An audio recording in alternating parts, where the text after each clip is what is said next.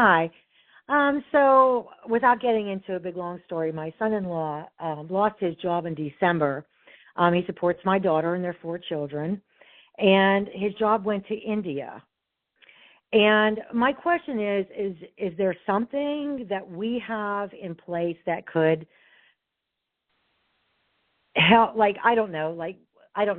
the companies in the United States get penalized for sending these jobs over there? It's unfortunate. He was on unemployment that has run out, where the unemployment only goes for 6 months, and we see all these illegals and everybody else getting everything for free and doing whatever. So my son-in-law and my daughter and their 4 kids they're struggling. I mean, he'll get something, I hope, eventually, but there was 49 people in his department, and 48 of the jobs, they all lost their jobs. There was one person left. He was of Indian descent. He has his job. Is there anything that the government does to, penalize these companies for doing this?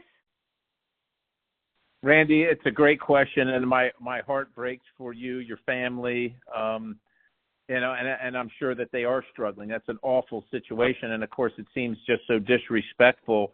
There isn't anything that is done to penalize companies unless they're doing things that are outrightly illegal. For instance, if they're firing an American citizen solely to hire somebody of foreign descent and bringing them here solely for that purpose, that would be a certainly questionable legal activity. We know it does happen on occasion. And there are prosecutions and penalties for that. The real answer, unfortunately, and this is just going to be a hot topic that we probably should discuss, is try to level the playing field so that American companies are advantaged to stay in America, to come to America, to locate in America, and to produce their results, their products in America. And that has been the president's policies regarding tariffs. Now, some people don't like the tariffs, and they oftentimes need to be selective. I know when the president started on the tariffs, I went and spoke to him directly about a couple issues for our district itself, namely the Hershey Chocolate Company, because the United States doesn't produce cocoa beans, so no reason to have a tariff on them. We're not saving any jobs on cocoa beans in the United States. Also, on coffee, we produce very few coffee beans, none in the continental United States.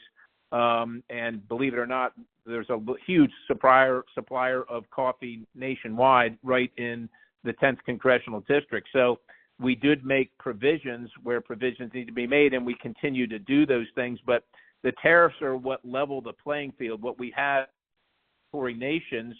And, of course, look, they're looking out for their citizens and their economies, and they're happy to